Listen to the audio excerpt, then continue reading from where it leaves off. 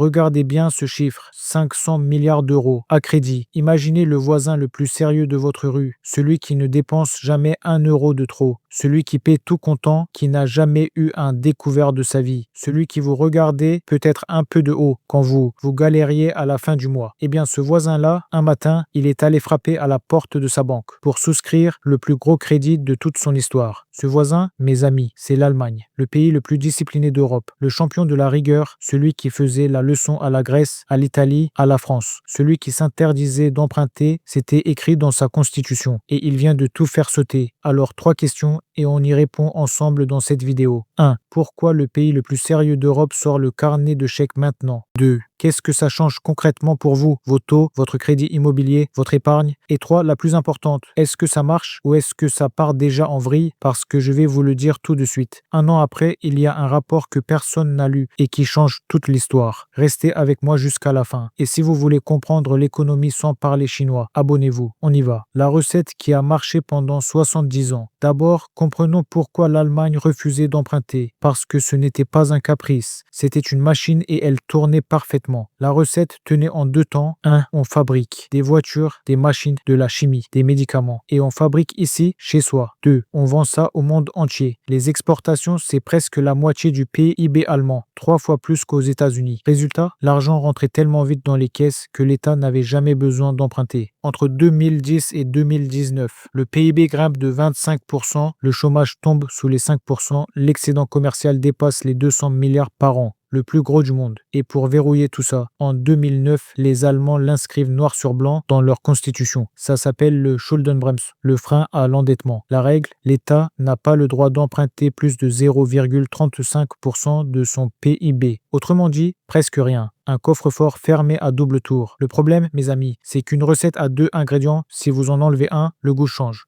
Si vous enlevez les 2, il n'y a plus de goût du tout. 3 claques en 5 ans. Et c'est exactement ce qui est arrivé. 3 claques, coup sur coup. La première, 2020. Le monde se confine. Le commerce mondial s'effondre. Les exportations allemandes plongent. L'automobile prend le choc de plein fouet et le PIB se contracte de 5%. La pire année depuis 1945. La deuxième, la guerre en Ukraine. Le gaz russe, qui représentait 55% de la consommation allemande, disparaît presque du jour au lendemain. Les prix de l'électricité explosent. Et là, attention, des usines ferment, pas par manque de commandes, par manque d'énergie abordable pour faire tourner les machines. 2 années de récession, des centaines de milliers d'emplois menacés. La troisième, 2025. Donald Trump revient et colle 15% de droits de douane sur les produits allemands. Pour un pays dont le moteur, c'est l'export, c'est un coup de massue. Et en même temps, Washington exige que l'Europe ait plus pour sa défense. 3 ans de croissance quasi nulle. Le voisin modèle est à terre et c'est là qu'il prend la décision que personne n'aurait cru possible. Le pari à 500 milliards. En mars 2025, le Parlement allemand vote une réforme de la Constitution. 513 voix sur 733, bien au-delà des 2 tiers nécessaires. Et d'un trait, il desserre le frein qui tenait depuis 2009. À la manœuvre, le nouveau chancelier Friedrich Merz. Le plan s'appelle le Sondervermögen, 500 milliards d'euros sur 12 ans, financé par la dette. Pour un pays bâti sur on ne dépense jamais plus qu'on ne gagne, c'est un virage à 180 degrés. L'argent va où, grosso modo? Environ 300 milliards pour les infrastructures. Et il était temps parce que plus d'un tiers des ponts des routes fédérales ont besoin de réparations urgentes et que l'Allemagne, championne de la technologie, est à la traîne sur la fibre. Ensuite, 100 milliards pour les régions et les communes, écoles, hôpitaux, ponts. Et 100 milliards pour la transition énergétique du solaire, de l'éolien en mer du Nord. L'objectif étant de faire enfin baisser cette facture d'électricité qui étrangle l'industrie. Et à côté, un chèque en blanc pour la défense. Tout ce qui dépasse 1% du PIB peut désormais être financé par la dette, sans limite. Berlin veut faire passer son budget militaire de 95 milliards aujourd'hui à plus de 160 milliards en 2029. Bref,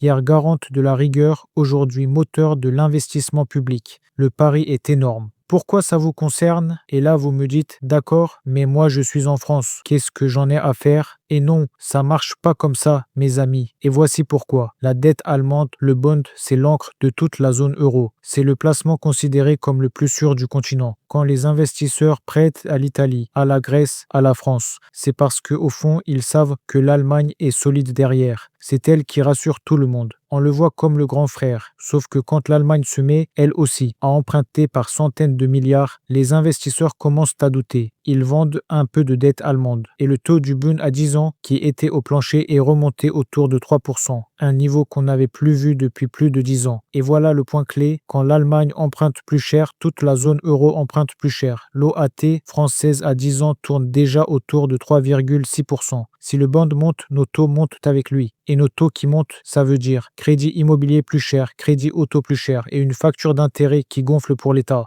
Donc, au bout de la chaîne pour vos impôts, le pari de Berlin, vous le payez aussi un peu, que vous le vouliez ou non. On paye plus à cause de l'Allemagne, je vois que ça vous énerve. Le rapport que personne n'a lu est maintenant la partie que les autres ne vous diront pas. Je vous le jure, sur les marchés, on a joué l'optimisme à fond. Le DAX, l'indice allemand, a flambé en 2025. La star, c'est Rheinmetall, le géant de la défense, une fusée. Tout le monde criait au miracle. Sauf que, le 31 mai 2026, un rapport de 383 pages du ministère des Finances allemand fuite dans la presse économique. Et il dit ceci, sur les 37 milliards qui devaient être dépensés en 2025, seuls 24 l'ont été. Sur 109 objectifs fixés pour 2026, à peine 26 étaient atteints fin mai, et un institut économique allemand enfonce le clou. L'essentiel de l'argent emprunté n'a pas créé de nouveaux investissements. On a remplacé de l'argent qui existait déjà par de la dette. Je vais te traduire ça simplement, mon ami. Le voisin a pris le plus gros crédit de sa vie. Et un an plus tard, le chantier patine. La fusée Rheinmetall, elle, a déjà perdu près de 17% depuis le début de l'année. Le train qui semblait filer à toute vitesse a ralenti. Et beaucoup de gens qui sont montés au sommet l'ont appris à leurs dépens. Alors est-ce que c'est un échec? Non, pas encore. La Banque centrale allemande elle-même n'attend pas d'effet réel sur la croissance avant 2027. On a le temps, mais ça veut dire une chose. Méfiez-vous de ceux qui vous vendent le miracle allemand comme une évidence. Entre le succès et l'échec, il n'y a qu'un pas. Et pour l'instant, l'Allemagne hésite sur le bord. Je sens une odeur qui pue. Les voyants à surveiller. Pour savoir si le pari est gagné, gardez l'œil sur 3 choses. 1. Le retour de la croissance attendu pour 2027, pas avant. 2. Le prix de l'électricité. Tant qu'il reste largement au-dessus de la moyenne européenne, l'industrie ne peut pas repartir. 3. Les taux. Tant que le Bund reste collé à 3%, prudence. S'il redescend nettement, ce sera le signe que les marchés y croient vraiment. Voilà l'histoire, mes amis. L'élève le plus discipliné de la classe vient de parier toute sa réputation. S'il gagne, c'est toute l'Europe, vous y compris, qui en profite. S'il perd, on le paiera ensemble. Et vous, vous y croyez au redressement allemand? Dites-moi tout en commentaire. Si cette vidéo vous a aidé à y voir clair, un petit pouce bleu, ça aide énormément la chaîne. Et abonnez-vous pour comprendre l'économie sans parler chinois. À très vite.